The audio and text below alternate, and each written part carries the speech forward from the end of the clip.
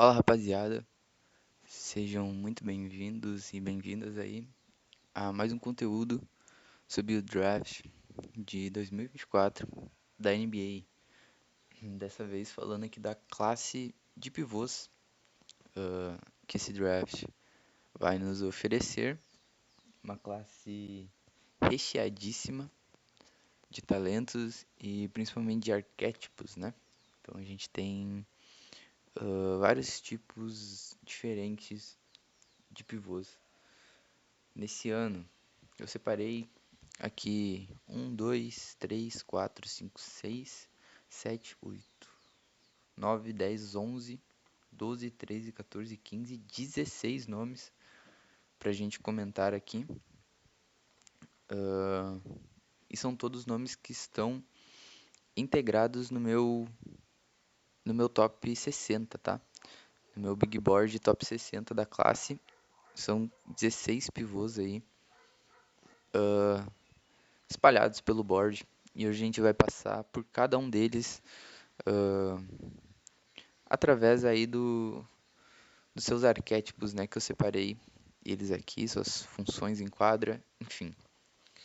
Vamos começar pelo topo, top bigs da classe, né? Esse T1 aqui, quero dizer Tier 1, ou seja, pivôs que são indiscutivelmente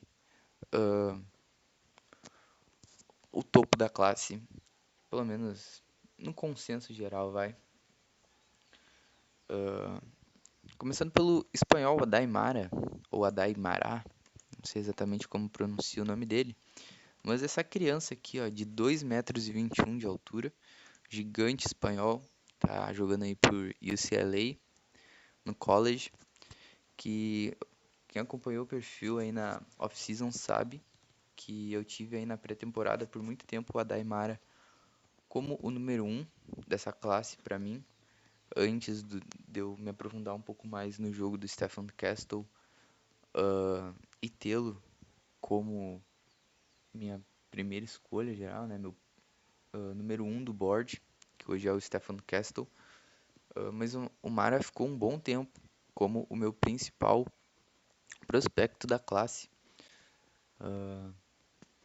E ele é assim, cara, um jogador que ofensivamente, eu vou até passar aqui, eu vou usar aqui o Twitter como auxílio, né?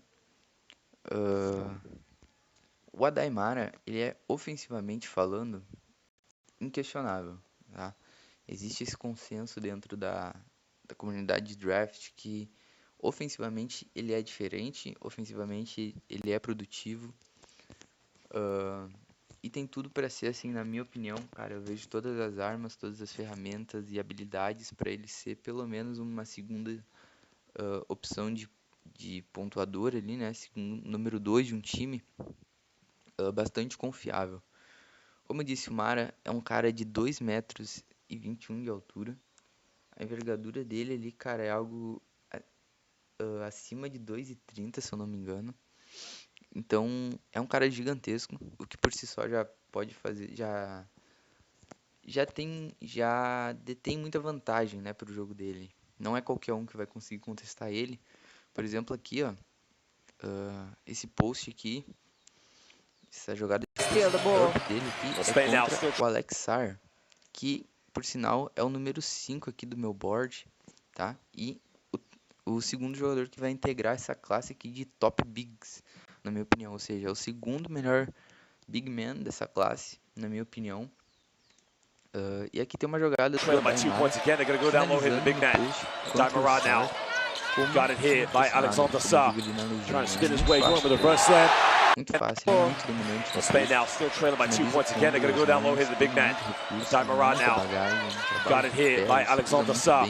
Trying to spin his way, going with a reverse slam. And he gets the air one. And Adaimara. Steal the ball. The Spain now still trailing by 2 points again. They're going to go down low here, the big man. Adaimara now. Got it here by Alexander Sarr. Trying to spin his way, todos os movimentos dele.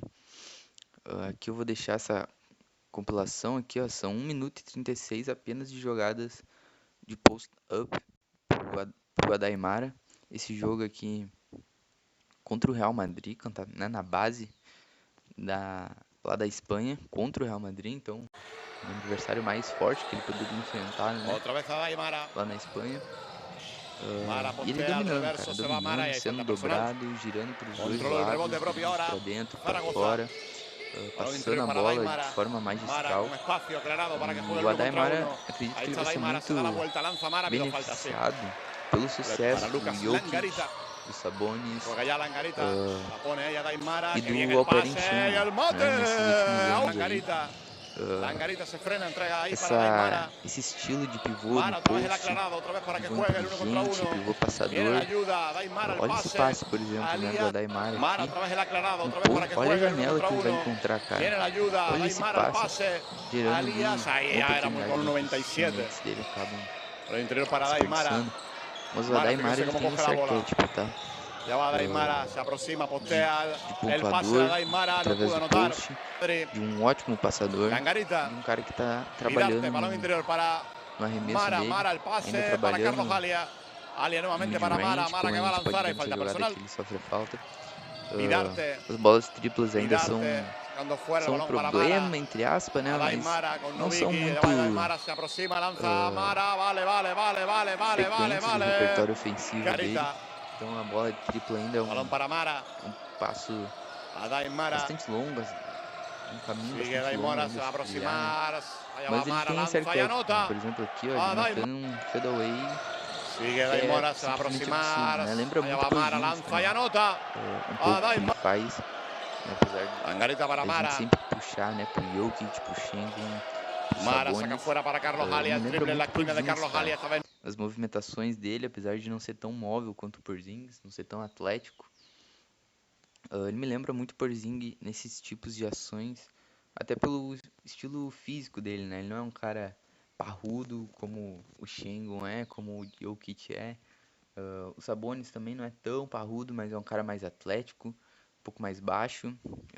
E o Mara não é. O Mara é um pouco mais secão mesmo, até por conta da idade, né? Pelo físico. Ele tem um bom físico, mas ele tem essa genética, né? De ser mais seco, assim, de ser um cara mais não exatamente atlético, mas também não parrudo, não um cara grande, né? No sentido físico, no sentido de frame. Tá, se o Mara ele é tão unânime no lado ofensivo da quadra, por que ele varia tanto em boards, né? Se você vê, cara, o Adaimara vai variar muito de acordo com boards que você vê por aí. Vai ter muita gente botando ele no topo, tá? Já vi muitas pessoas botando ele no top 5 da classe. Já vi ele no top 10, já vi ele na loteria, já vi ele no top 20, já vi ele no final do primeiro round. Então, assim, é um cara com um range muito alto, né? Então, vou dar ênfase a essa jogada aqui, vou até pausar meu raciocínio para dar ênfase a essa jogada do Adaimara completando uma ponte aérea sem tirar os pés do chão, praticamente. Você vê quão absurdo de fato é o alcance dele, os braços dele. Então ele é esse tipo de cara, é essa segurança aqui que você tem ao draftar o Adaimara. Mas se ele é tão unânime ofensivamente, por que ele varia tanto de acordo com boards que a gente vê por aí? Cara, primeiro ponto é que o Adaimara é um jogador lento, tá? E quando eu digo lento, é no sentido velocidade, é no sentido mobilidade, agilidade. Ele é um jogador lento de forma geral. Como eu disse, não é um cara atlético. E os movimentos que ele executa dentro de quadra são movimentos lentos, tá? São movimentos lentos. Até o jogo de post dele. Ele é um cara lentão, ele joga no ritmo dele, joga no ritmo mais lento. A gente viu que isso já não é um problema, né? O Jokic é a prova viva, em carne e osso disso. Então não é exatamente um problema, mas já é algo que atrapalha a visão que ele tem no geral, assim, né? Pro consenso. Essa falta de mobilidade, esse jogo mais lento, por si só já espanta muita gente que nessa nova onda, né, de prospectos altíssimos, atléticos, móveis, que pulam, que enterram, você deparar com um cara que joga tão lento assim, é um pouco chocante no sentido de quem vê de fora, né? Então as pessoas podem se assustar um pouco com esse jogo mais lento do Adaimara e por isso ter um receio a mais, ter um pé atrás. O Adaimara não é um cara que vai defender ninguém longe do aro, tá? Então ele é lento, ele tem quadris rígidos, enfim, ele longe do aro ele vai ser explorado. Mas ele não sai do aro, né? Então tem essa questão. Por exemplo, aqui, ó, até esse post que eu fiz. O time que enfrentar o Mara vai ter que se contentar em arremessar esse tipo de bola a noite toda. Se cair, beleza, dá pra viver com isso. Agora, se não cair, torça para o seu time virar o Warriors 73-9 para você conseguir vencer esse jogo. Porque o Daimara, a gente vai ver nessa jogada aqui, ele defende em deep drop, né? A deep drop coverage, ou seja, é a drop coverage, mas a gente acrescenta o deep, né? Porque o Adaimara recua muito. Ele recua muito. Por exemplo, aqui, ó. Primeira ação do pick and roll, né? O ball handler do time dele fica preso na screen. E o ball handler adversário tá cruzando ali o perímetro. Então, tá tendo a primeira decisão que ele vai ter que tomar aqui. O Adaimara ele não vai subir ou não vai nem se manter nessa posição que ele tá para defender o pick and roll. Ele vai recuar ainda mais. Ó, ele vai dar 1, 2 passos para trás e não vai sequer contestar o arremesso do armador. Por quê? Porque esse é o conceito da drop coverage, da deep drop coverage. Caras como o Hassan Whiteside defendeu assim nos tempos áureos dele lá em Miami. O Brook Lopes, que temporada passada concorreu pelo prêmio de defensor do ano, defende nesse tipo de cobertura. O Ivica Zubac do Clippers defende nesse tipo de cobertura. Então é um tipo de cobertura feito para pivôs lentos mesmo, né? Tem seus prós e tem seus contras, né? Como a gente vê, o Mara vai contestar esse arremesso, mas é a ideia da cobertura, né? É a ideia desse tipo de cobertura garantir rebotes, cara. Então muitas vezes a função do Mara contra jogadores menores vai ser essa aqui, ó. Simplesmente evitar que o jogador tenha uma layup fácil, que o jogador chegue na área restrita, possa ali cavar uma falta. A função do Adaimara é essa: forçar que o adversário faça um fadeaway, faça um floater da cabeça do garrafão, faça um runner, faça um arremesso longe da área restrita, né? Nem que ele não tenha que contestar o arremesso. Mas ele forçando o adversário a fazer esse tipo de fadeaway, esse tipo de situação, ele já está realizando o trabalho dele bem feito. É o conceito da cobertura, goste você ou não. Eu concordo que o Adaimara tem alguns lances. Isso é algo comentado, né? O Adaimara muitas vezes ele parece um pouco desligado no lado defensivo da quadra. Às vezes ele acaba que não. Assim, cara, ele faz o papel dele, tá? De defender o aro, mas muitas vezes parece que ele poderia fazer mais, entendeu? Poderia contestar mais um arremesso, poderia dar mais uma ajuda, alguma dobra ali dentro, tentar um toco por trás. Às vezes ele parece desinteressado da jogada, só fica ali no homem dele, e isso eu concordo, aceito essa crítica. Mas esse tipo de cobertura é difícil, cara, de se executar. É uma cobertura, um tipo de cobertura complicada de se executar até a nível NBA, qualquer nível aí que você vê, qualquer nível de basquete, é um tipo de cobertura complicada, porque exige técnica, exige muita experiência também do atleta ali de sentir o jogo, de sentir os espaços, de sentir como o time adversário tá.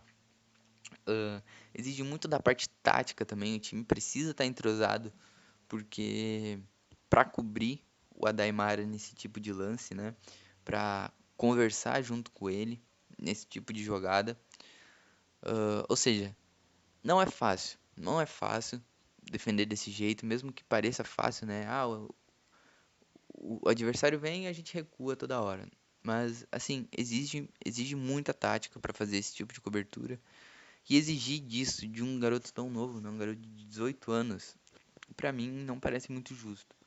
O Adaimara, ele mostra... tem ótimos flashes de momentos dele defendendo o aro, fazendo esse tipo de cobertura. Ele não é um cara que pula em toda a posse, né? Isso é algo que tem que se destacar. Ele é muito alto, então muitas vezes ele não precisa sequer pular para contestar os arremessos. Então é um cara que consegue, por exemplo, contestar um arremesso e ficar ali no mesmo lugar para pegar o rebote, garantir a contestação e ao mesmo tempo o rebote. Mesmo que signifique que muitas vezes ele não pule, que ceda um pouco mais de espaço para o adversário, mas é o jeito dele defender, e eu particularmente compro muito que ele vai melhorar nesse aspecto, que ele mostra as flashes disso, e é um tipo de cobertura que exige muito do atleta, exige muito da comissão técnica, de botar ele em situações positivas e não ao contrário. Mas eu entendo também quem tenha um pouco de receio com a Daimara, tá? Eu entendo quem tem um pouco de receio, ainda mais nessa NBA muito rápida, de muita bola de 3, de muitos jogadores atléticos. Eu entendo quem prefira o Alex Sarr, que é quem a gente já vai comentar daqui a pouco. Enfim, outros jogadores acima do Mara no Big Board de forma geral, tá? Mas eu definitivamente não aceito que você o tenha assim, abaixo da loteria. Pra mim não faz sentido. Pra mim é negar, fechar os olhos pro talento ofensivo que ele tem e porque ele pode vir a ser ainda, ofensivamente falando. O upside é absurdo e eu compro essa defesa dele. Então é isso que diferencia o Adaimara, por exemplo, de ser o número 3 no meu board para ser, sei lá, o número 9, 10, 11, 12. Eu compro essa defesa dele, compro esse upside, compro essa melhora. E é isso que muitas vezes diferencia o Mara de um board para outro, de uma visão de uma pessoa para outra, tá? Bom, depois da Daimara, a gente passa pro Alex Sarr, o francês que dos top prospectos, né, dos prospectos do topo, é sem dúvida o cara que eu menos assisti durante esse processo, né? Acabei ali, não me organizei direito, tá, para assistir ele ainda. No geral, cara, eu já vi muita coisa sobre ele também. Prospecto muito hypado, foi muito falado, né, nesses últimos tempos, por pessoas assim que eu tenho um apreço dentro da comunidade de draft, pessoas que falam e eu escuto, né, assim que realmente entendem de basquete. Então, acabou que eu perdi um pouco de assim da empolgação para assistir o Alex Sarr, o que é um erro, tá? Não façam isso.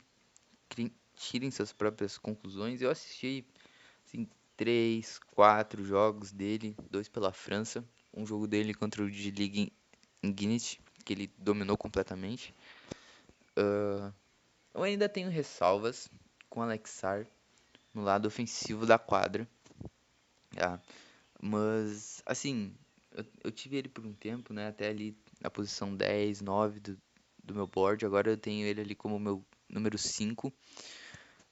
É inegável o talento ofensivo, o talento defensivo desse cidadão, né? Defensivamente falando, cara, não tem muitos jogadores melhores que o Alex Sarr nos últimos drafts. Não só nesse draft, mas nos últimos drafts.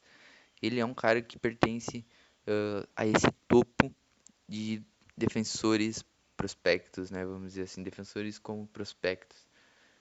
As ferramentas que ele tem, cara, atleticamente ele é um monstro. Ele é muito móvel, muito ágil. Verticalmente ele é absurdo, pula muito alto.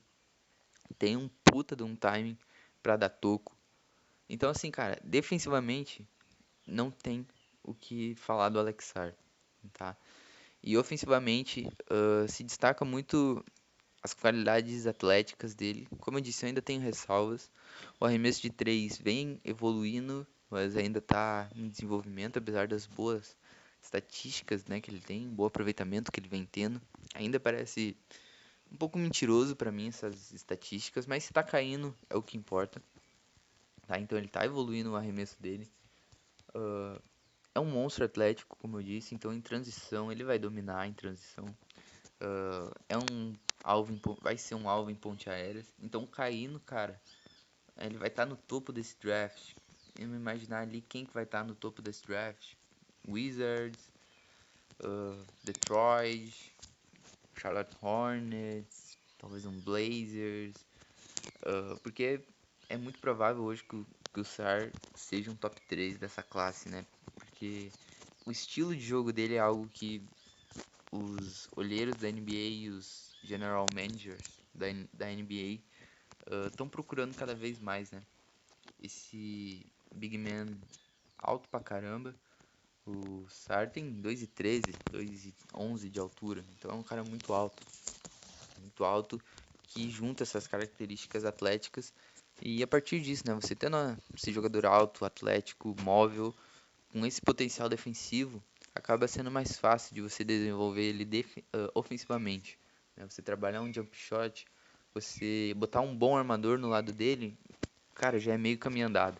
Você botar um cara que consiga fazer leituras, consiga talvez gerar gravidade para ele só finalizar jogadas, já é meio caminho andado. É, por exemplo, o que o Cleveland Cavaliers vem fazendo com o Evan Mobley, né? Botou o Mobley no time desde o dia 1, sendo o principal impacto dele defensivamente.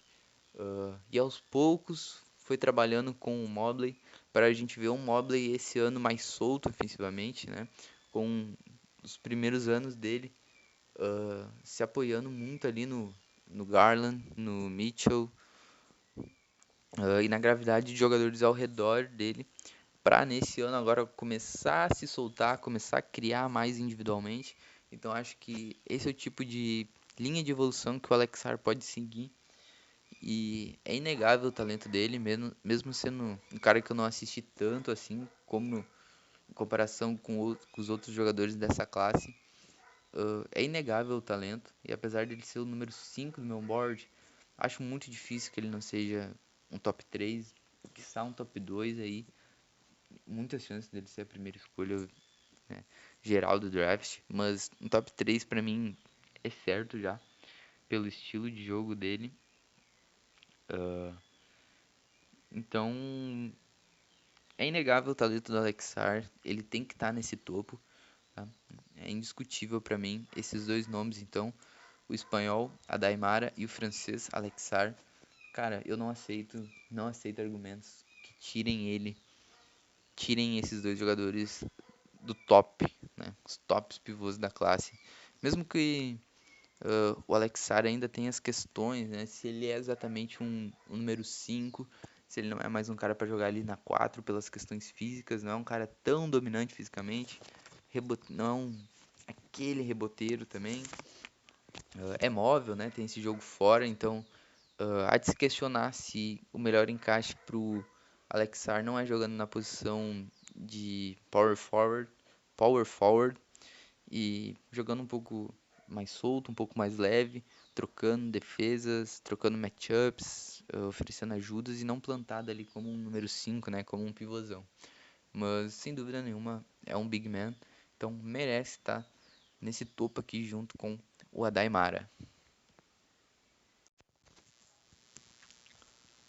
Bom, citado aqui os dois principais nomes, né? Agora a gente vai começar a passar por nomes a partir dos arquétipos e dos estilos de pivôs que esses jogadores são. Por exemplo, aqui a gente tem os combo bigs, que são jogadores que eu não vejo como unanimidade na posição 5. São caras que eu penso que podem e vão fazer minutos na posição de power forward também. Tá? Então não são pivôs unânimes. A gente tem aqui o que é o War de Indiana, o Zvonimir Ivicic de Kentucky, o Ben Prey e o Trevon Brazile, né?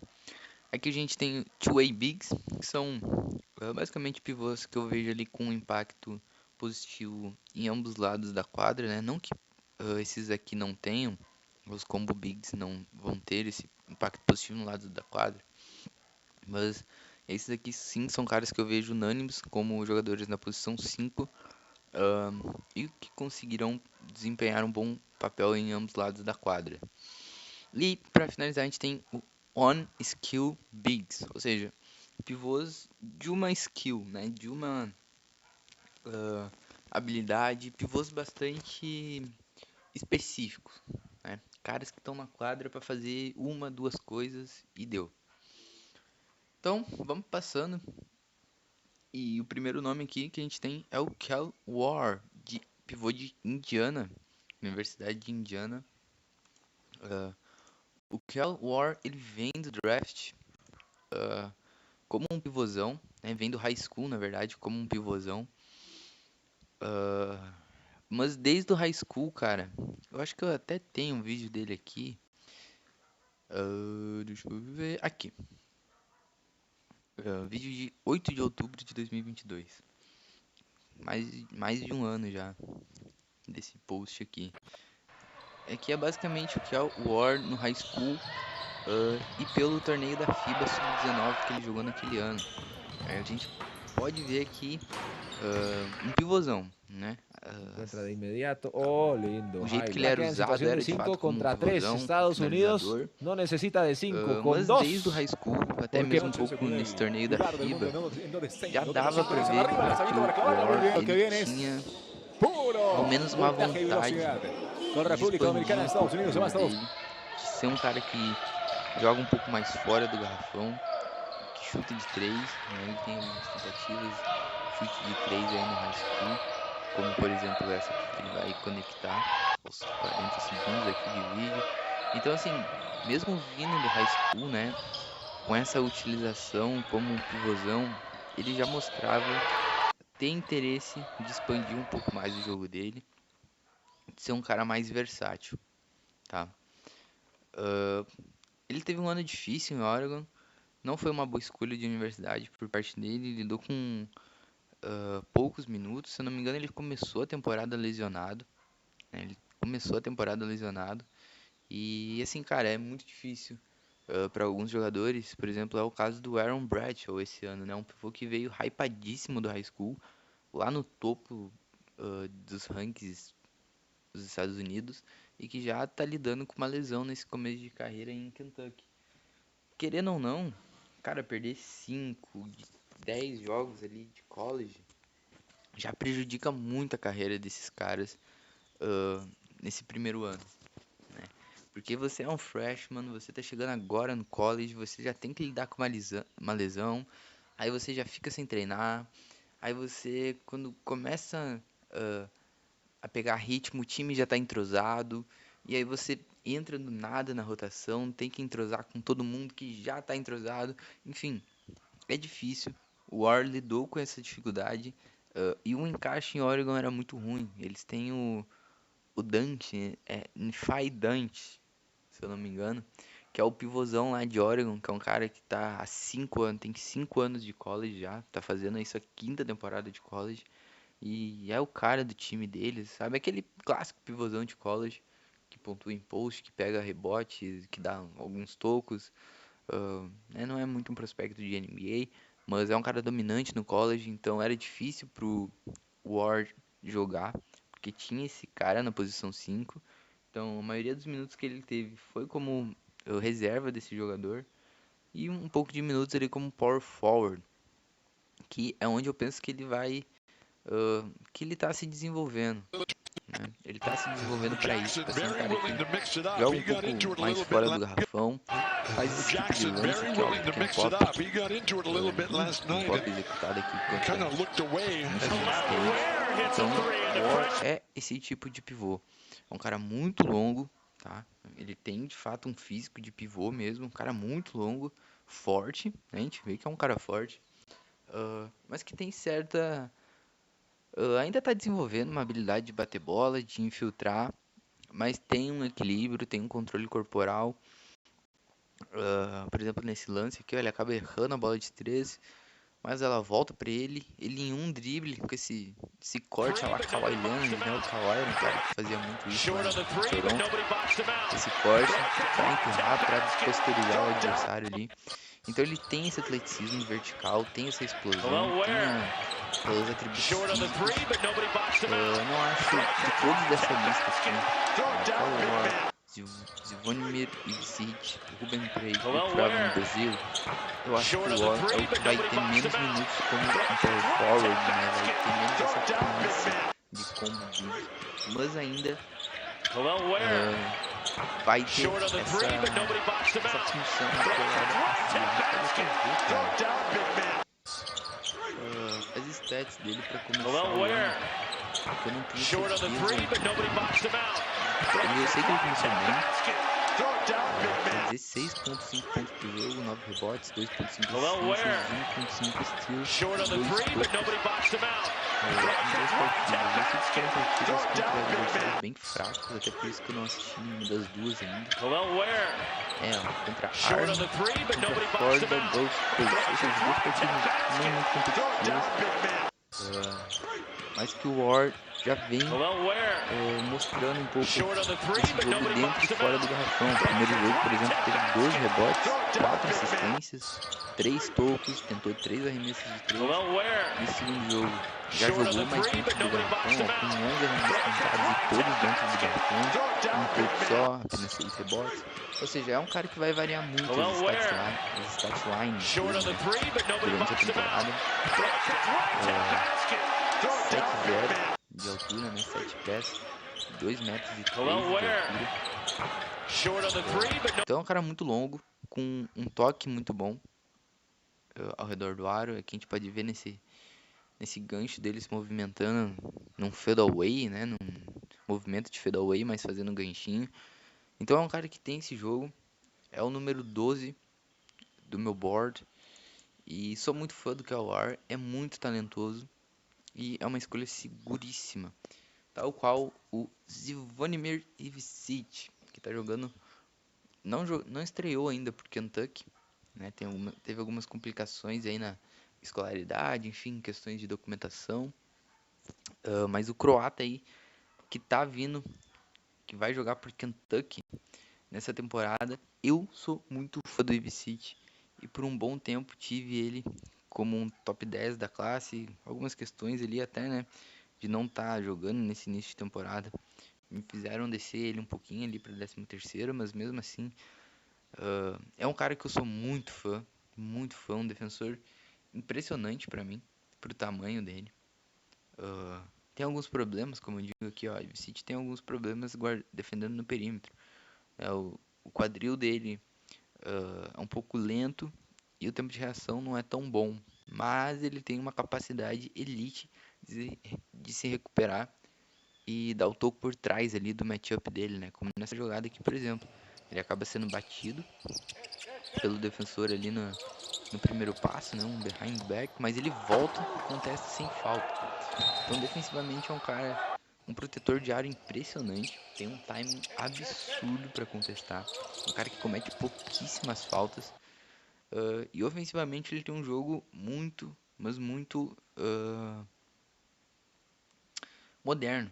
É um cara que bate bola, mas arremessa muito de 3, cara. Arremessa muito de 3, tem muito volume de 3, arremessando de longe. Por exemplo, aqui eu tenho um lance. Aqui, ó. É que eu postei em 2 vídeos, né? Tá meio ruim de ver. Mas nesse lance aqui da esquerda, cara, ele dando um step back na linha de 3. E nesse lance aqui é a mesma coisa, no lance da direita. Conectando uma bola de 3 num step back, cara. Então é um cara com 2,16, 2,18 de altura, que faz esse tipo de lance, tem muito volume no perímetro. Então não tenho dúvidas que o Ivicic vai jogar muito fora do garrafão, pelo menos no lado ofensivo da quadra, e pisando muito dentro do aro no lado defensivo para dar toco, para oferecer ajuda. Porque apesar, né, dele ter um corpo também meio franzino, esse timing dele para dar toco é algo especial. E você tem que usar, né? Se você draftar isso, você tem que usar, mesmo se você for usá-lo no lado defensivo, no lado ofensivo da quadra mais aberto. Na defesa você tem que fazer ele pisar dentro do aro, pisar no garrafão, para bloquear, para oferecer ajudas, porque o timing dele é impressionante. Partindo aqui para o português, Ruben Prey, que eu tirei bastante tempo para ver ele nesses últimos dias, né? Tem até alguns posts aí sobre ele, recentes, aqui é dia 9 de novembro, hoje é dia 13, então 4 dias atrás eu assisti bastante dele. Tem como comparação, por exemplo, o Zach Collins, né? Emprestando seu estilo de jogo, ações como essa de um DHO Big é o que espero do português, assim como as outras áreas do jogo de Collins, praticamente mesma altura e envergadura para ambos. Então o Ruben Prey é um cara que teve um verão. Aí acho que eu não postei muito, eu não postei muito sobre ele, mas eu assisti bastante, cara, assisti bastante sobre ele. Vi muitas coisas também aí dos amigos portugueses aqui, por exemplo. E o nosso queridíssimo Bola ao Ar aqui. Enfim, bastante coisa eu vi sobre o Prey. Ótimas habilidades com bolas em mãos em alguns momentos, tá? Vem desenvolvendo um arremesso de fora, ainda que seja mais um projeto do que qualquer outra coisa. Ele teve bom aproveitamento na competição sub-20 da FIBA, nessa última competição da FIBA 2022. Então vem desenvolvendo um arremesso. É um cara que, como o Collins aqui, ó, ele consegue achar passes nessas ações de handoff, nessas ações de DHO. Não sei como pronunciar isso, que não seja DHO. Mas é um cara que vem desenvolvendo tanto esse arremesso e tanto essa capacidade de passar a bola ali no topo do perímetro, de tomar decisões, de achar cortadores, de achar shooters. E o Prey ele é um pouco mais baixo, né? Tanto o War aqui e o Ivicic são caras aí de mais de 7 pés de altura. O Ruben Prey tem ali 6 e 10, que isso dá ali o que? Vamos ver aqui. 6 e 10 em centímetros, eu ainda não decorei. 2 e 8? Sei lá, é por aí, cara. É por aí, 6 e 10, 2 e 9, 2 e 10 é a altura ali, mais ou menos, pro Ruben Prey. Então é um pouco mais baixo. Tem braços longos, mas nem tanto. Então é um cara um pouco mais leve, um pouco mais propício, né, a ter esse jogo dentro e fora do garrafão. E acho que no futuro sim pode vir a ser um power forward no estilo Al Horford, por exemplo, né? O Horford é um cara que não deixou de perder as características dele como um pivô. Pode executar ainda funções como pivô, mas por muito tempo vem executando ações como um power forward, né? Jogando ali em lineups com dois bigs. E é isso um pouco que eu espero pro Ruben Prey no futuro dele como projeção. Então, trazendo para nível NBA, acredito que o Al Horford seja uma boa comparação nesse lado da quadra, nesse estilo, né? Já o Trevon Brazile, de Arkansas, é o cara que eu menos vejo sendo um pivô nessa lista aqui, né? Pra mim, de todos, ele é o mais power forward da lista. Até vamos ver, eu sei que ele começou bem o ano também, hein? Teve uma lesão devastadora ano passado, cara. Rompeu os ligamentos do joelho logo no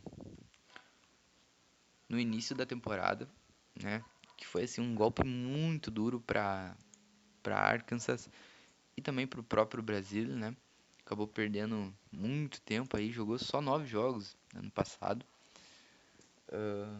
Mas ele é muito ágil, né? Ele é baixo, né? Então 6'9", 6 pés, 6 e 9 aqui de altura, 2 metros e 6.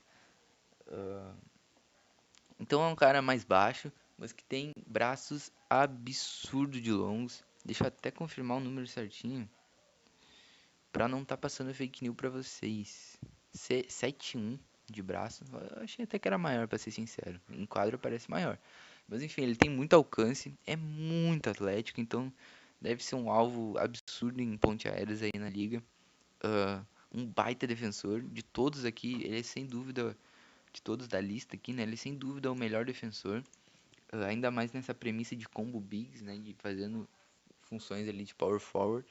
Muito atlético, muito versátil, bastante móvel. Muito... A gente vem tendo flashes promissores dele chutando para 3, né? É o que pode definir o estoque do Brasil durante o ano, né? Ser efetivo nas bolas triplas. A gente vê que no primeiro ano dele, o ano de freshman, lá em Missouri, apenas 1.3 bolas tentadas por jogo. Ano passado já subiu para 3.2, acertando 38%. E esse ano agora, em 2 jogos, ele tentou apenas 3 arremessos, convertendo 2 destes. Ou seja, a bola de 3 vai ser muito importante para ele, porque não é o tipo de cara que tem condições de ser um pivô por muito tempo. Acho que ele pode fazer sim a função de pivô, ainda mais em esquemas que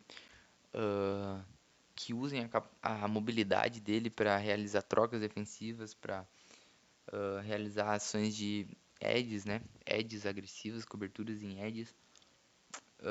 E usar essa mobilidade dele, mas não por muito tempo. Não é um bom reboteiro, tá? Não é um cara físico. Tem um físico, a gente pode ver, apenas 215 libras, 97 quilos só. Então é um cara leve. Então de todos aqui, ele é o mais power forward, mas que pode fazer minutos como um 5. E ele é o número 23 no meu board, tal qual o Ruben Prey é o número 20. Né? É um arquétipo que eu gosto muito, sou muito fã desse tipo de jogador, desse tipo de frame, de características, de estilo de jogo, tá? E vocês podem ver, todos aqui, 2 na loteria, um no top 20 e um aqui quase no top 20, né? O Brasil. Caras que vão enriquecer muito essa classe de draft e se encaixam nessa NBA mais moderna, onde pivôs puros tem que ser muito bom para serem escolhidos tão altos, né, dentro do draft. A gente vê até o Jalen Duren não conseguiu ser uma escolha top 10, sendo que foi um baita jogador vindo do high school, um bom jogador no college, mesmo tão novo, e mesmo assim não foi o suficiente para ser um top 10 no draft. Ou seja, pivôzões puros é algo que a gente já está vendo um carinho menor por parte dos general managers. Então esse tipo de arquétipo é um tipo de escolha que a gente pode ver saindo bastante alto dentro do draft. Principalmente aqui o Ware e o Brasil, tá? Ele tá aqui como 23 no meu board, né? O ala pivô de Arkansas. Mas eu acho que ele, cara, pode vir até a ser um top 15, top 16, dependendo da produção dele, dependendo do ano de Arkansas. É um cara aí que eu vejo saindo bastante alto no draft, tal qual o Ware aqui. O Ivicic eu já vejo saindo mais no meio de draft. E o Ruben Prey, honestamente, é o cara que eu posso imaginar ele caindo um pouco mais para um final de primeiro round, começo de segundo round, talvez. Mas para mim também é um jogador talento de top 20 dentro dessa classe.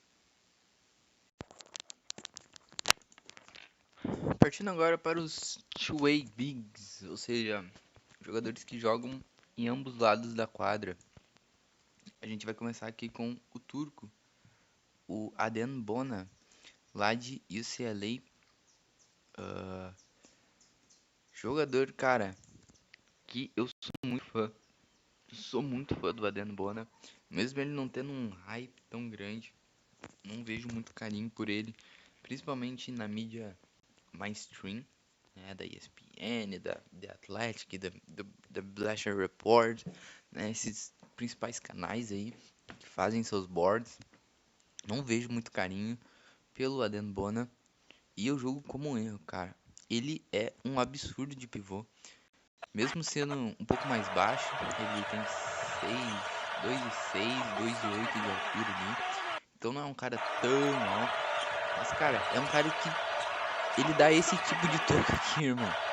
Olha onde esse maldito subiu pra pregar o adversário nessa jogada aqui. Então, tipo assim, cara, os vídeos, né, o famoso A-Test, né, fala por si só. O Adembona é um absurdo de defensor. Um absurdo de defensor. Ele é versátil pra caramba, tá? Sofre um pouquinho ainda com fisicalidade, é verdade, até por ser um pouco mais baixo. Mas ele tem um timing também pra bloquear. Vamos até ver aqui os braços dele, cara, a envergadura. Quanto é esse cidadão? 7,4 de envergadura, irmão. 7,4 de envergadura. Isso em centímetros são 2,24 m de envergadura pro Adembona, mesmo sendo um pouco mais baixo. Assim, ele é um monstro atlético, tá? Um monstro atlético. Sai do chão como se fosse nada. E ele tem aquela habilidade do segundo salto, né, que a gente fala. Ele consegue pular, cair no chão e pular de novo muito rápido. Ele se recupera muito rápido após saltar, após contestar um arremesso. Isso é fundamental, cara. Tanto para garantir rebotes, tanto, né, para quando ele bloquear um arremesso ou voltar ali depois de um rebote ofensivo do adversário, ou até quando ele cair num pump fake mesmo, né? Porque acontece, você tá propício ainda, e é isso ainda mais na liga, né? Mas conseguir se recuperar desse tipo de jogada. E o Bona é um cara que ele compensa o tamanho dele com mobilidade, mas ao mesmo tempo consegue ser um baita de um protetor de aro. Defende muito, é especialista em defesa, mas ofensivamente também eu acho que ele vai ser muito impactante porque ele é muito rápido, cara. Ele é muito rápido, absurdamente rápido para alguém do tamanho dele. Essa jogada aqui, por exemplo, dele explodindo lá do perímetro, cara, onde é que ele tava quando o jogador do time dele pega o rebote? Tá explodindo ali do perímetro, lá no corner, na baseline lá. E olha a velocidade dele correndo a quadra, cara. Parece um armador, parece um ala correndo a quadra. E pra enterrar. Ele é absurdo correndo a quadra. Ele é muito rápido. Muito rápido. Eu tô dando ênfase porque é absurdo mesmo. É absurdo mesmo. Ele é muito rápido. E verticalmente é um baita de um atleta. Um baita de um atleta. É um cara que vai posterizar muita gente. Vai completar muita ponte aérea. Vai ter muito putback dunk aí. Vai ter muito highlight pra ele. Porque é muito funcional. Esse atleticismo dele. Esses braços longos. Não é só highlight. Não é só melhor momento. Então, essa versatilidade defensiva. Essa velocidade, essa agilidade no ataque tem tudo pra fazer ele um baita de um pivô na liga. É um two-way mesmo, cara, pra impactar nos dois lados da quadra, mesmo que tenha um jogo ofensivo ainda bem limitado, né? Mas eu acho que ele vai conseguir impactar de diferentes maneiras ofensivamente. Ponte aérea, tem boas mãos ali, então vai conseguir receber alguns passes difíceis. Em transição, recebendo ali na cabeça do garrafão, um cara que se movimenta bem, se posiciona bem para conectar alguns flutterzinhos marotos. Então é uma puta de uma opção e que precisa ser mais falado. Precisa ser mais falado. A principal mídia não fala muito do Adembona. Sinceramente não sei o porquê. Mas fiquem de olho nesse turco, porque ele é muito bom e é um atleta diferente, cara. Muito diferente. Sou muito fã do Adembona. Número 19 no meu board, então acima aí do Ruben Prey. Só abaixo do Kel War e do Ivicic mesmo. Né? E do Donovan Clingan aqui também, que é o número 16. Mas tirando esses, cara, é um principal pivô da classe pra mim. Baita jogador, sou muito fã do turco. Depois do Adembona, aí logo na sequência, a gente tem o Izan Almanza, o espanhol. Jogador que ganhou muito destaque nesse verão aí passado, né, na sua off-season. Se destacou muito pelas seleções de base da Espanha. Espanha ganhando a porra toda aí no sub-20, sub-19, sub-18 E o Almanza aí sendo MVP, botando ótimos números, atuações muito consistentes. Ele é o número 21 do meu board. E o Almanza, cara, ele é o pivô mais feijão com arroz dessa classe e um dos pivôs mais feijão com arroz que eu já vi na minha vida. Ele é muito seguro, cara. Ele faz o simples, ele faz o básico, mas faz com consistência e com eficiência. É um cara aí de 6'8", de 6 e 10 pés aí de altura, né? Ou seja, 2,8, 2,9 metros. Tem braços ok ali, tem uma envergadura ok, mas nada muito especial. Tem um peso ok, um físico ok, é um atleta ok. Tudo no jogo do Almanza é ok, né? Ele é esse tipo de cara, um cara muito seguro. Uma opção muito sólida para quem tá precisando aí de um pivô reserva de primeiro momento, que no futuro talvez aí possa ter minutos como um titular, possa desenvolver seu jogo como para ser um pivô titular, um pivô de minutos, minutos consideráveis dentro de quadra, né? Mais do que um backup. Mas o Almanza é isso, cara. Defensivamente é um cara que tem certa mobilidade. Eu já fui mais fã da mobilidade dele, por exemplo, nesse lance aqui, ó, a coordenação e o trabalho de pés do Almanza nessa jogada para se manter equilibrado e contestar o arremesso é um dos maiores e mais promissores flashes que um pivô como ele poderia mostrar. Estou intrigado. Isso foi dia 1 de setembro, né? Conforme eu fui vendo mais o Almanza, essa mobilidade dele foi menos impressionante, né? Jogadas como essas foram menos constantes. Ele não é um cara que troca muita marcação. Então fica mais numa drop ali mais moderada. Ao mesmo tempo não é aquele protetor de aro, sabe? Tem uma boa disciplina para não fazer muita falta. Contesta ali na medida do possível, mas também não é aquele protetor de aro dominante. Ao mesmo tempo que não é esse cara móvel, né? Então defensivamente bastante ali feijão com arroz. Faz essa marcação em drop mais moderada. Garante os rebotes, apesar de não ser muito dominante. Enfim, faz o básico defensivamente, não sendo exposto. Para mim, acho que ser um defensor neutro, barra positiva ali, dependendo do sistema que ele cair. E se aprimorar essa técnica, que ele mostra alguns flashes, se aprimorar mais essa técnica, aí sim, vejo ele como um defensor bem positivo. Mas no mínimo um defensor neutro, tá? Zero chance dele ser exposto defensivamente. É bastante seguro. E no ataque, cara, faz coisas como essa, ó. Um porém que adiciono ao jogo do Almanza é a incapacidade dele de fazer contato nas screens. Muito soft por vezes, mas ao mesmo tempo adoro como ele consegue entender as angulações corretas e até mesmo consegue se ajustar durante a screen. Isso é o mais difícil. Então o Almanza é um cara muito inteligente fazendo screen, né? Pivô espanhola de escola espanhola de pivôs, né, cara? Marc Gasol, Paul Gasol, enfim, muita gente aí. Até o Adaimara, né? Então, os espanhóis vêm se tornando referência, principalmente nessa questão da angulação, de screens, das nuances do jogo, né? Tem muitas aulas até no YouTube de treinadores espanhóis ensinando jogadores mais novos ali em momentos de treino, cara, como usar o corpo, como fazer screen, como não fazer. E o Almanza tem muito dessa percepção, ele sabe como se posicionar, sabe como angular o corpo dele, mesmo que ele não faça contato, que ele não prenda muita gente nas screens, ele abre espaços apenas com a forma que ele posiciona o corpo dele. E isso, como eu disse, é o mais difícil de se ensinar. Muitas vezes fazer o contato ali depende muito mais do físico, da experiência mesmo, que isso ele vai adquirir com o tempo.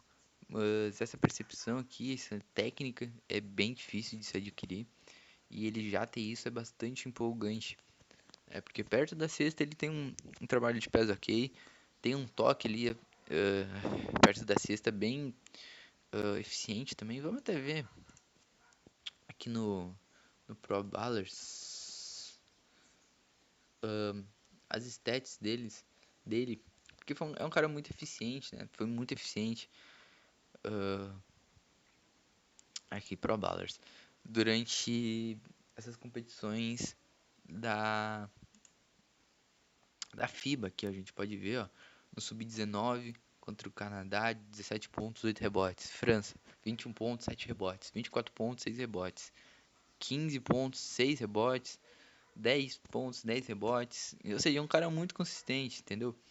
Tem atuações muito consistentes. A gente vê aqui o número de blocos, por exemplo. 2 tocos, 1 toco, 1 toco, 1 toco, 2 tocos, 1 toco. Ou seja, né? Ele mantém sempre essa média, mantém sempre essa consistência de jogo.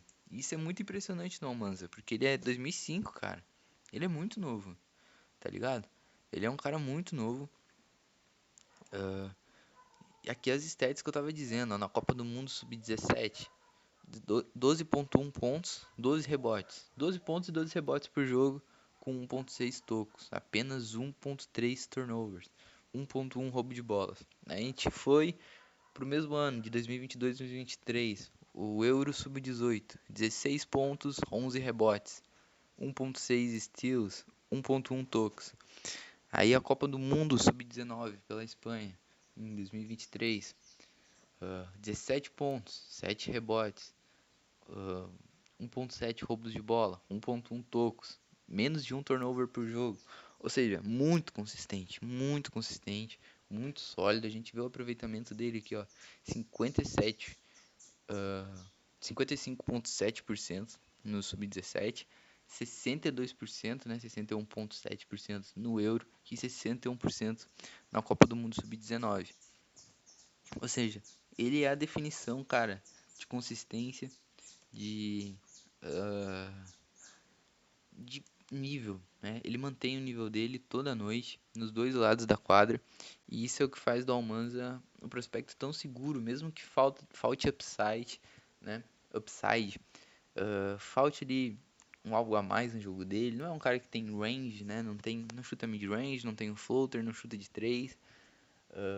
Não é um grande passador, mas faz tudo muito bem, tudo ok, muito disciplinado, um cara muito calmo dentro de quadra, né? As expressões dele em quadra, tanto ali com jogadores do time, quanto adversário, com o técnico, é um cara muito calmo, muito disciplinado. Isso é impressionante para alguém tão novo. Não duvido que saia na loteria nesse draft. Tenho ele aqui como 21 da classe, né? Mas não duvido que saia na loteria no dia do draft, porque é um perfil também que me parece brilhar aos olhos dos GMs e dos olheiros da NBA. Bom, agora a gente vai pro meu queridinho da classe, cara. Darron Holmes, o segundo, da Universidade de Dayton. Como eu gosto desse jogador, cara. Como eu gosto desse moleque como prospecto, tá? Defensivamente, pra mim é um dos pivôs mais versáteis da classe. Eu tenho até essa theory aqui, comparando ele com o Nicholas Claxton, né? Theory do ano passado. E assim, cara, o Holmes, ele é defensivamente muito bizarro pra mim, tá? As coberturas de pick and roll dele, ele consegue executar praticamente todo tipo de cobertura que você pedir pra ele. Consegue fazer drops mais moderadas, até drops mais profundas, né? Como eu disse, ele é deep drop, o Adaimara faz, consegue executar. Sendo a principal cobertura dele edges agressivas, né? Então aquele tipo de defesa que o pivô sobe lá em cima, né? Dá uma atrapalhada no armador adversário e volta pro garrafão para contestar, faz o adversário perder tempo. Por exemplo aqui, ó, Ice Coverage é um tipo de cobertura que mostra um pouco da mobilidade do Holmes. Esse vídeo aqui é muito bom, cara. Eu gosto muito que mostra ele executando os diferentes tipos de cobertura, né? Por exemplo, aqui a gente começa com Ice Coverage, depois a gente vai pra Drop Coverage, assim vai. Então, defensivamente, ele tem alguns problemas, né? Por exemplo, ele é movido muito fácil no post. É bastante franzino ainda.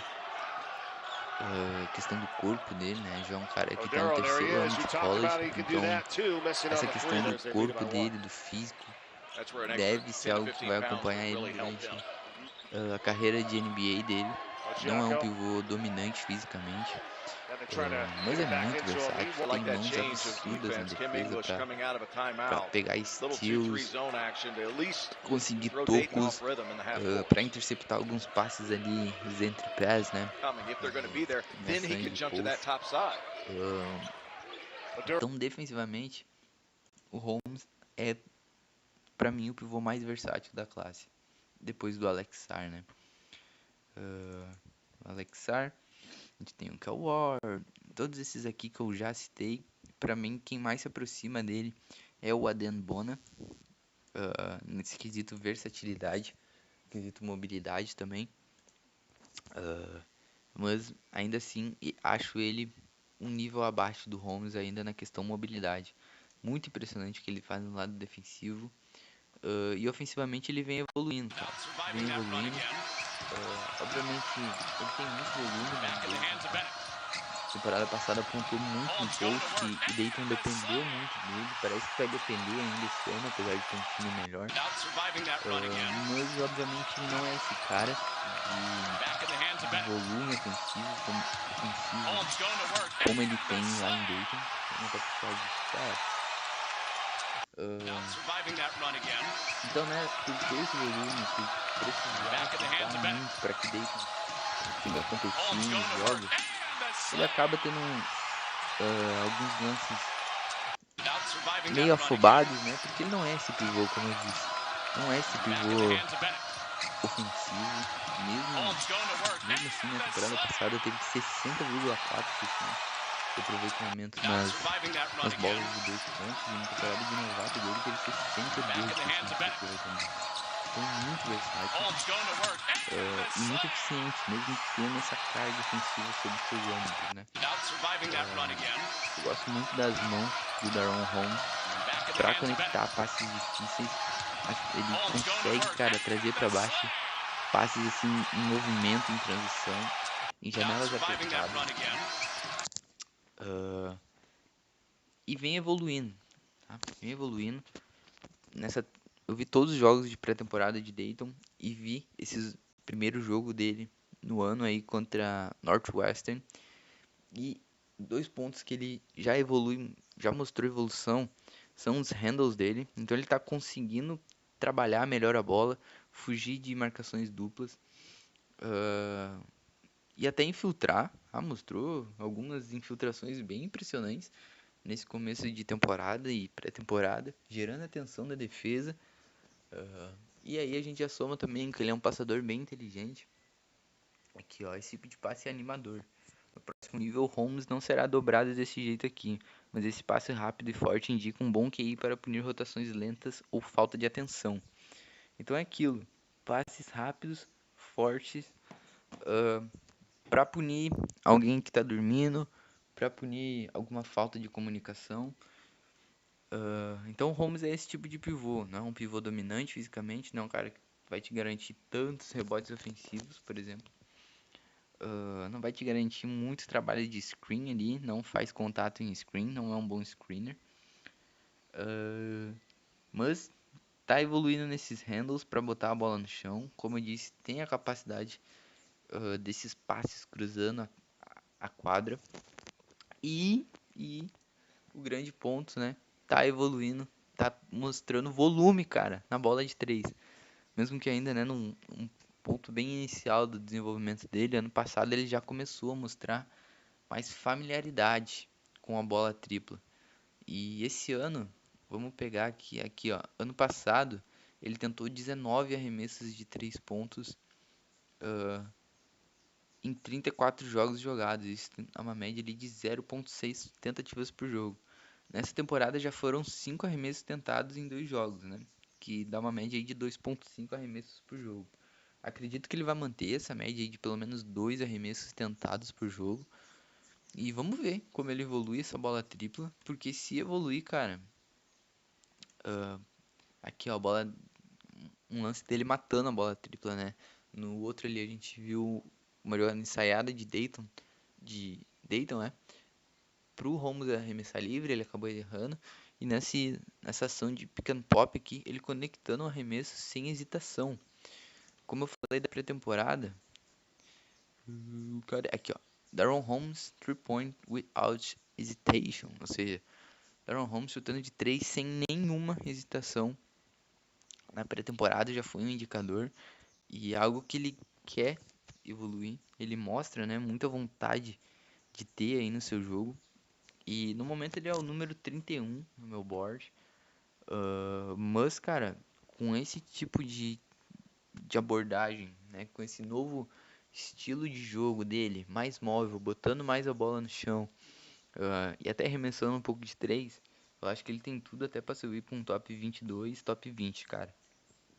Porque juntar essa característica defensiva que eu disse, né, de defender em múltiplas tipos de cobertura, mas essa nova abordagem, esse novo Daron Holmes no ataque, esse prospecto para mim é um prospecto top 20 dessa classe.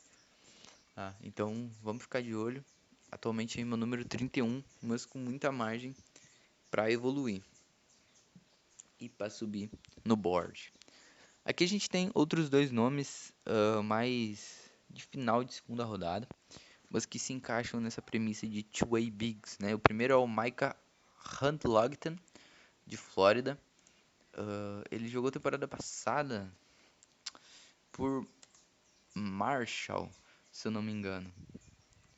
Huntlogton, que nome difícil. Acho que ele é holandês, se eu não me engano.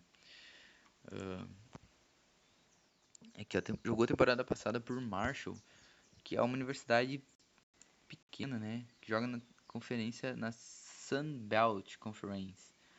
É uma conferência pequena, sem muita atenção, e teve números absurdos como um freshman, né? Um aproveitamento de 71% nos arremessos de 2 pontos, 10 rebotes ali por jogo, 1.3 steals e 2.3 tocos por jogo. Chamou muita atenção, mesmo jogando só 25 minutos por jogo, não teve nenhuma minutagem tão alta, e se transferiu agora para a Flórida, aí sim para uma universidade grande para chamar atenção. Começou o ano muito forte.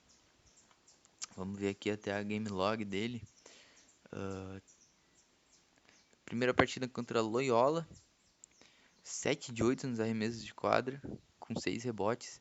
E teve uma partidaça aqui contra o Virginia, mesmo perdendo o jogo, né? 26 pontos por jogo, 26 minutos, né, na partida. 7 de 10 nos arremessos de quadra, 14 rebotes, sendo 8 ofensivos, 2 assistências, 1 roubo de bola, 2 steals e 5 faltas. O Handlogen é um cara que me impressionou bastante pela capacidade dele de finalizar jogadas e de bloquear arremessos, tá? Basicamente. É um cara de funções mais simples em quadra. E até por isso é um jogador de final de primeiro round pra mim, né? Final de segundo round, na verdade. Então ele uma escolha mais de onde contenders, né? Escolhem ali no final da primeira rodada, de segunda rodada, meu Deus. E é uma opção, tá? Ainda acho que falta muita coisa no jogo dele, falta versatilidade ofensiva, falta muita maturação no físico ainda.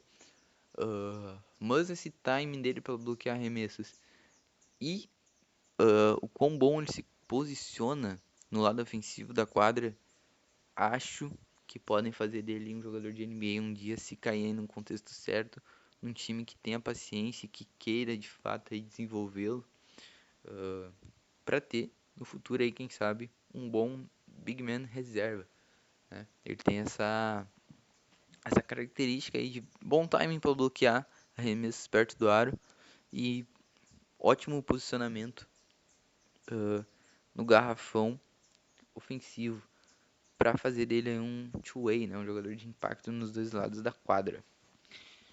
E agora, cara, o Aaron Bradshaw, de Kentucky. Como eu disse, para quem acompanha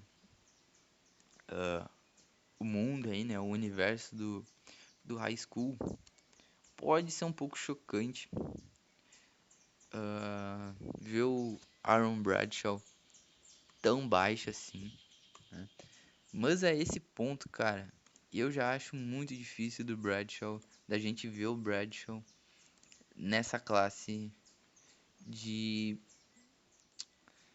de 2024, tá? A esse ponto eu já acho que ele vai ser um... Vou até ver aqui, cara, a posição dele vindo do high school. Mas esse ponto eu já acho que ele já é um jogador de 2025, da classe de 2025, porque ele, ele tá lidando com uma lesão, tá? Basicamente. E como eu disse lá no início, lá no Cal War, né, na situação lá do contexto do Cal War, quando jogadores assim, freshmen, vêm de lesões, né, que fazem eles perderem esse início de temporada, fazem perder química com essa primeiro contato com o elenco. Cara, isso atrapalha demais. Pode parecer que não, mas isso atrapalha demais essa primeira temporada desses jogadores, porque é tudo novo, um sistema totalmente diferente, né? O high school, como sabem, é uma várzea, então você sai de uma várzea para um campeonato que não é profissional, mas mesmo assim já tem muito mais cobrança tática, técnica e muito mais competitividade, que é o college basketball. E então já é um primeiro choque, já é um choque de, né, ter totalmente colegas de equipes novos ali que você provavelmente nunca viu na vida, né? Apesar do Aaron Bradshaw aqui jogar com o DJ Wagner, que foram companheiros de high school, né? E aí, cara, tudo isso, pá, você tem uma lesão que te faz perder o início da temporada. Então é frustrante essa lesão do Bradshaw. Ele em geral, eu já teria ele como um prospecto de final ali de primeira rodada, começo de segunda rodada, se ele não tivesse essa lesão, pelo que eu vi na high school, né? É um pivô com um papel ofensivo ainda difícil de se avaliar. Gostei bastante do que eu vi em algumas proteções de aro, um cara disciplinado, não pula em tantos pump fakes, não cai em armadilhas. Defensivamente, me lembrou um pouco de Andrew Ayton, cara, com os tipos de mid-range que ele tenta. Tem até um videozinho de highlights aqui, ó, vamos deixar passando. Mas expandindo um pouco o jogo, expandindo um pouco seu arsenal, mostrando um pouco de versatilidade no lado ofensivo da quadra, né? Um pouco de range ali com um bom toque ao redor do garrafão. Me lembrou até bastante, como eu disse, o Deandre Ayton. Mas perder esse primeiro início de temporada e mesmo assim lidar com algumas questões no seu jogo, né? Ainda me pareceu muito mais um prospecto de high school do que de fato ali uma escolha top 10. Ele era ranqueado, foi ranqueado, né, como o número 5, cara, da classe de 2024. Classe de 2023 do high school, né? Classe 2023 do high school, 2024 do draft. Então aqui, ó, ele foi de número 4 lá em dezembro de 2022. Em janeiro ele subiu pro número 2 da classe e no mês 4 ele caiu para número 5 da classe, que foi aonde ele permaneceu ali até até se comprometer com Kentucky e começar a temporada dele no college basketball. Então, acho difícil de ver o Bradshaw esse ano se declarando pro draft. Acho que vai ser muito mais uma temporada para ele se adaptar, conhecer o ritmo do college basketball, conhecer a comissão técnica ali de Kentucky, né? Como ele vai ser usado ano que vem. Até uma, uma decisão mais inteligente, né? Voltar, pegar um ano de experiência e voltar forte para um próximo ano, porque a gente sabe que talento ele tem. É um cara talentoso, mas que a gente viu muito pouco ainda em contexto favorável, contra uma real competição, né? A gente não tem essa amostra dele contra real competição, um real adversário, um real obstáculo. Então, fica minha torcida aí pelo Bradshaw, mas a esse ponto eu já acho que ele é um cara pra gente ver apenas no draft de 2025. Bom, e pra finalizar, a gente tem a última classe aqui de Big Men, que são On-Skill Bigs, ou seja, pivôs de funções específicas dentro de quadra, né? Pivôs que vão entrar em quadra para fazer uma única função, seja ela ofensiva ou defensiva. Estão lá para fazer uma única coisa. Geralmente são caras para vir do banco, né? Vêm do banco, executam ali funções de acordo com sistemas ou de acordo com os matchups. Que não é o caso do Donovan Clingan aqui, né? Eu acho que ele é um cara de esse one skill big. É um cara defensivo, é um pivô defensivo. Não compro tanto assim o jogo ofensivo dele. E por isso eu acho que ele vai ter um impacto bem moderado nesse lado da quadra a nível NBA, tá? Não gosto de muitas coisas, desde do passe, desde ali do toque dele ao redor da cesta, enfim. Não sou muito fã mesmo do jogo ofensivo dele, atlético, mas não móvel. Então, é um cara que tá em quadra para jogar defesa, e na defesa ele é impressionante. E por isso que ele é meu número 16 aqui da classe, tá? Muito seguro na defesa, absurdo. Eu falei um pouco ali do Adaimara, né? A comparação dele com o Brook Lopes lá nos tweets. Mas na verdade o Brook Lopes me lembra mais o Donovan Clingan, cara. Muito disciplinado defensivamente, muito compacto. O maluco é uma rocha. Uma rocha, filho. 265 libras, tá? 120 quilos com 2,18 de altura. O maluco é um armário, uma montanha, uma geladeira, tudo junto, tá ligado? Tudo em cima do outro. Então é um paredão na frente do garrafão, muito seguro, com certa mobilidade até, para contestar alguns arremessos ali na cabeça do garrafão, mid-range mais longos. Então sou muito fã do Klingon no lado defensivo da quadra, compro muito potencial o impacto dele, mas defensivamente, ofensivamente ainda fico com o pé atrás e é por isso que ele me faz ter ele um pouquinho fora da loteria e que é onde a gente vê ele sendo posto com mais frequência, né? Na loteria, ali no top 10, 10, 9, por aí. Passando aqui pro Kyle Filipowski, aqui é a primeira grande polêmica, eu acho, desse vídeo, né? O Kyle Filipowski, lá de Duck, muito hype, jogador muito conhecido aí, até na comunidade brasileira dos drafts. Não sou fã, tá? Já digo que não sou fã.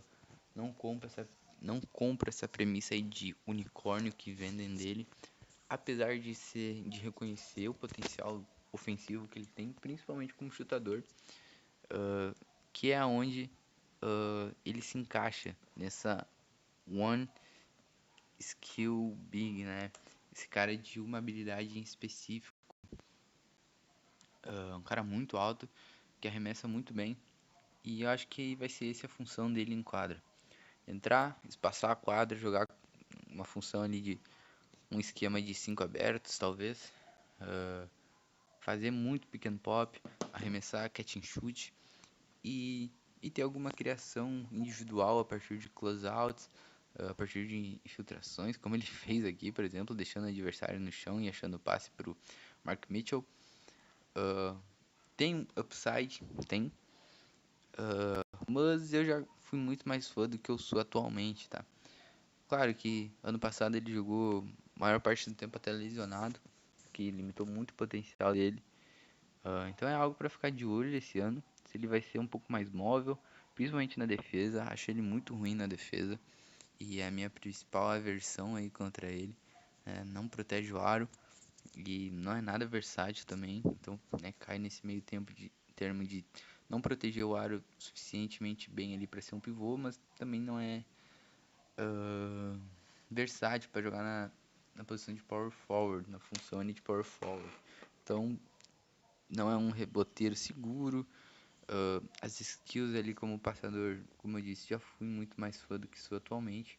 Então sou um pouquinho pé atrás com o Filipowski, mas pode ter uma crescente aí durante o ano, dependendo de como empenhar, principalmente essa questão da mobilidade dele, que ano passado, dito que jogou machucado por boa parte da temporada. A gente passa aqui para o número 50 da classe, o PJ Hall, de Clemson. Não é exatamente... Ele é um small ball, na verdade, né? É mais um power forward que joga ali como um 5, mais num small ball. Então é essa a função do PJ Hall em quadra. Se a gente tem um Klingon como um cara com função defensiva, o Filipowski como uma função ali de chutador, de jogar aberto. O PJ Hall é um cara pra jogar o jogo de DHO ali, né? O jogo de mão a mão, de handoff.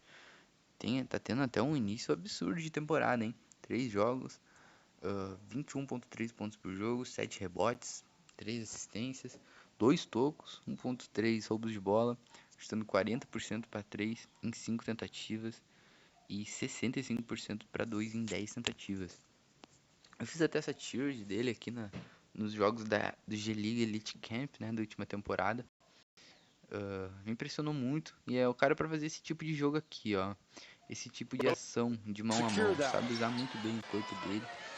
É um cara forte e usa floater with a right hand, spins around and drops. Desse jogo de mão a mão. Consegue recusar screens, consegue botar a bola no chão, infiltrar, tem um ótimo toque ao redor da cesta. E como os números mostram ali, né, começou a temporada arremessando 40% para 3 pontos em 5 tentativas. Ano passado ele já se mostrava um arremessador funcional, mas esse ano aí parece que tá, né, virando a curva, como a gente gosta de dizer, né, dando um próximo passo e se tornando de fato uma ameaça ali em pick and pop. Então é um DHO big, né, um cara para jogar nessas ações de handoff e a partir disso trazer mais versatilidade para o ataque. Não sou muito fã da defesa, principalmente ali a questão da fisicalidade. A mesma coisa do Filipowski. Não me parece um defensor de aro aprimorado, mas também não me parece versátil o suficiente para executar coberturas ali altas ou até trocas defensivas. Então também fico com o pé atrás, um jogador velho. Então acaba caindo um pouquinho aí no meu board, mas sou muito fã do PJ Hall e acho até que pode ser um steal, cara, esse draft, nas mãos do sistema ofensivo certo, que saiba usar esse jogo de mão a mão dele. Olha, fiquem de olho aí nesse moleque. Agora a gente vai pro Osho Godaro, lá de Marquette. Um pivô totalmente passador, né? É provavelmente o melhor pivô passador da classe depois do Adaimara. O Igodaro é um quarterback, cara. Parece um quarterback liderando as ações ofensivas lá de Marquette. Tá? Como eu disse aqui, ó, Jalen Williams 2.0. Parece um quarterback, mas no basquete. Então é um cara que consegue achar portadores, arremessadores, consegue achar todo mundo, cara, executar passes muito difíceis. Então, assim, não gosto do jogo dele, qualquer coisa que não seja capacidade de passar a bola. Ofensivamente, não tem arremesso. Player of the week this year, he gets it on the back from the big man and a finish. Cam Jones. 2'6" ali de altura, mais ou menos. Big East Player of the Week this year, he gets it on the back from the big man and a finish. Forte, Cam Jones. Defensivamente também. Big East Player of the Week this year, he gets it on the back from the big man and a finish. Sem dúvida, a qualidade como passador se destaca. Big East Player of the Week this year, he gets it on the back from the big man and a finish. Pode ser um cara que pode contribuir no NBA. Big East Player of the Week this year, he gets it on the back from the big man and a finish. Como prospecto defensivo, Caio Filipowski, como chutador, PJ Hall, e o Osho Godaro também como passador. E por último a gente tem o Omar Balo, de Arizona. É o cara do trabalho sujo, o cara pra entrar em quadra e fazer o trabalho sujo nos dois lados da quadra. Um cara eficiente perto do aro, tá? Muito grande. Deixa eu até puxar aqui as medidas do Omar Balo, para não falar fake news. Mas é um cara muito grande. E quando eu digo grande, é altura e peso, né? 7 pés de altura, 2,13 e 260 libras, 117 quilos. O maluco é gigantesco. Até o físico dele, né? O frame físico dele. Cara, se tu vê ele em quadra, ele é um cara que ocupa muito espaço, um cara muito grande. Sofre também na questão da mobilidade. Não tem muito range no jogo dele, mas é um cara pro trabalho sujo. Faz algumas screens ali com certo talento, apesar de não ser muito constante. Briga muito por rebote nos dois lados da quadra. Consegue executar uma ou outra defesa em drop ali, mas nada muito consistente. Consegue fazer algumas coisas nesse trabalho sujo sem ser muito consistente. E mesmo, né, já tendo 5 anos de college, cara, ele tem 19 anos ainda. Então é um jogador novo, mesmo com uma boa experiência pelo college, né? Passou uma temporada machucado. Olha o tamanho do maluco, mano. O maluco é muito grande, cara. Ele é muito grande. Ocupa muito espaço dentro de quadra. E então é o cara desse trabalho sujo. Ele é o número 60 no meu board. E pode também ser uma opção aí de backup big, se apoiando nesse trabalho sujo que ele executa, tá? Cara, finalizamos todos os pivôs do meu top 60 e eu quero adicionar em um sleeper, que é o Ryan Kalberner, de Creighton, tá? Um pivô que vem botando bons números, bastante alto também, bastante forte. Ele é 7 pés e 1 de altura, ou seja, ali dá o que? 2,15, 2,16 de altura, pesando 117 quilos. Um pivôzão de college, acho que tem muito que evoluir ainda para ser nível NBA, para considerá-lo acima desses outros pivôs que eu citei aqui. Mas tem certo talento, tá? É um bom reboteiro, consegue alguns tocos e consegue fazer um trabalho sujo ali no geral. Acho que pode se encaixar nessa on-skill bigs aqui. Mas no geral também um sleeper, alguém aí sem tanto nível de NBA na minha opinião, né? Apesar da boa produção no college. E cara, eu acredito que é isso, hein? Acredito que foi isso. Passamos aí por, como eu disse, vamos ver de novo. 1, 2, 6, 10, 11, 12, 13, 14, 15 nomes, mais 16, né, com o Kalberner. Então, 16 nomes, 16 pivôs, falando sobre o jogo de cada um, do contexto de cada um. Então, é uma classe aí que, pra quem tá procurando pivô, cara, é o que não vai faltar, tá? Vai ter em todos os ranges, né, desde o top, no topo do draft aqui, desde essa loteria ali, né, esse range de loteria até o top 20, até o meio de primeiro round e até no final ali de segundo round, meio ali de segundo round, a gente tem algumas opções interessantinhas para quem sabe aí no futuro virarem jogadores de NBA, certo? Eu acredito que foi isso, minha rapaziada. Espero que vocês tenham gostado aí do conteúdo. Conteúdo, mais uma vez, longo. Vocês sabem que se o conteúdo não for ridiculamente longo e enrolado, não é meu conteúdo, tá? Mas agradeço geral aí que escutou até aqui. E tamo junto. É nóis. Até a próxima.